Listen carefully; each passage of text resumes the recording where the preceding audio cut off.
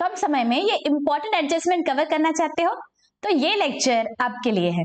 Goods of 8,000 destroyed by fire and insurance company admitted a claim of 6,000 only. Now B very very attentive. ये जो adjustment है ये बहुत important है, यहाँ पे गलतियां होने की गुंजाइश होती है बच्चों, so please be very very attentive when I am explaining this. ठीक है, किसी भी रीजन के वजह से जब गुड्स हमारे बिजनेस से बाहर जाते हैं तो हम कौन से अकाउंट को क्रेडिट करते हैं?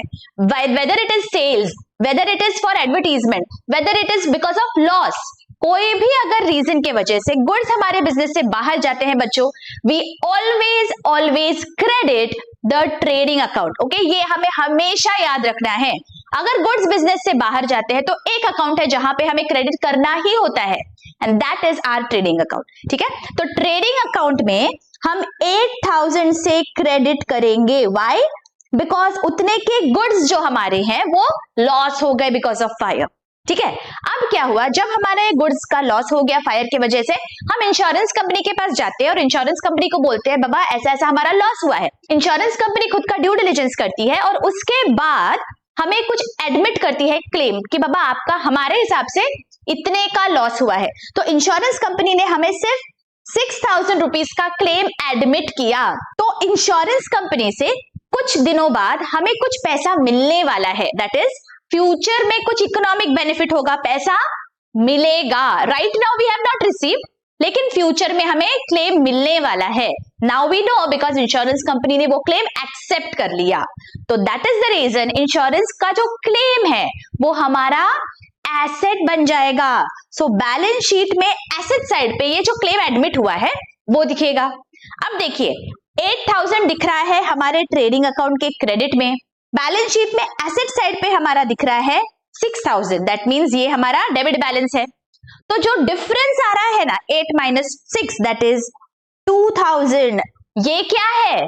ये वो अमाउंट है जो एक्चुअली हमारा लॉस हुआ है। हमारा टोटल जो गुड्स है वो 8,000 वर्थ ऑफ गुड्स थे जिनका हमारा नुकसान हो गया, लेकिन इंश्योरेंस कंपनी ने सिर्फ 6,000 का क्लेम एडमिट किया। तो जो डिफरेंस आ रहा है 2,000 का, उसके बदले में हमें कुछ भी नहीं मिल रहा है, दैट मीन्स वो हमारा लॉस हो गया बिकॉज ऑफ फायर। तो ये जो 2,000 है ये डेबिट हो जाएगा प्रॉफिट एंड लॉस अकाउंट में। Are you all getting this? यहाँ पे 3 इफेक्ट हो रहे हैं बच्चों, so you have to be very very careful. पहला इफेक्ट ट्रेडिंग अकाउंट में जाएगा, सेकंड इफेक्ट बैलेंस शीट में जाएगा, and third effect profit and loss account में जाएगा। Are you all understanding हमने क्या किया है? Okay, so now let us give the effects one by one. First हम जाएंगे ट्रेडिंग अकाउंट में, हम यहाँ पे लिख देंगे on the credit side by goods destroyed by fire 8,000।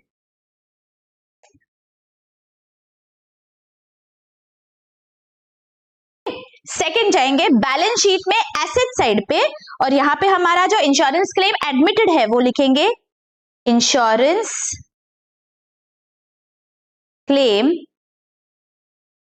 Admitted 6,000, और जो डिफरेंस है दैट इज 2,000, ये P&L के डेबिट में आएगा लॉस बाय फायर। तो 2 loss by fire 2,000। Is this very very clear? Goods of 3,000 distributed as free samples. For whatever reason, अगर goods हमारे बिजनेस से बाहर जाते हैं, हम कौन से अकाउंट को क्रेडिट करते हैं? हम ट्रेडिंग अकाउंट को क्रेडिट करेंगे। सो फर्स्ट इफेक्ट आएगा ट्रेडिंग अकाउंट के क्रेडिट साइड पे, और सेकंड इफेक्ट बिकॉज हमने ये गुड्स बाहर गए हैं, फॉर व्हाट रीजन? ये बाहर गए हैं फॉर फ्री सैंपल्स। इसका क्या मतलब हुआ? हम फ्री सैंपल्स क्यों देते हैं? हम हमारे गुड्स का एडवर्टीजमेंट कर रहे हैं।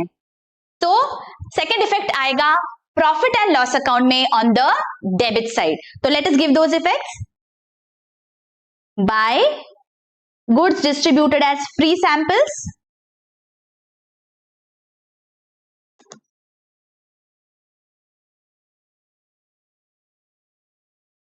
$3,000, और सेकेंड इफेक्ट P&L के डेबिट में यहां पे लिख देंगे टू एडवर्टीजमेंट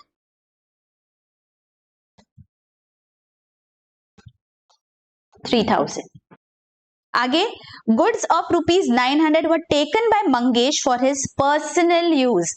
पर्सनल यूज के लिए जब गुड्स बिजनेस से बाहर जाते हैं, सबसे पहला इफेक्ट होगा बैलेंस शीट में हम ड्रॉइंग्स दिखाएंगे पार्टनर्स के करंट अकाउंट में से। और सेकंड इफेक्ट कहा जाएगा, बिकॉज बिजनेस में से गुड्स बाहर गए हैं तो मुझे क्या करना पड़ेगा, ट्रेडिंग अकाउंट के क्रेडिट साइड में दिखाना पड़ेगा। ये हमें याद रखना है। जब भी गुड्स बाहर जाते हैं फॉर एनी रीजन, अगर मेरा सेल्स होता है तो भी मैं ट्रेडिंग अकाउंट में क्रेडिट साइड पे दिखाती हूँ, अगर मेरा लॉस बाय थेफ्ट हो गया तो भी मैं ट्रेडिंग अकाउंट के क्रेडिट साइड पे जाती हूँ।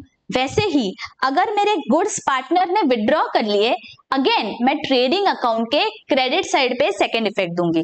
तो 900 रुपीज हम चलो ट्रेडिंग अकाउंट में चलते हैं और यहां पे लिख लेंगे by goods withdrawn by whom, by Mangesh, withdrawn by partner, amount is 900 rupees. And second effect कहां जाएगा, मंगेश के करंट अकाउंट्स में जाएगा। तो करंट अकाउंट खोलते हैं मंगेश का और यहां पे हम माइनस करेंगे ड्रॉइंग्स, या आप लिख सकते हैं goods withdrawn, anything is okay.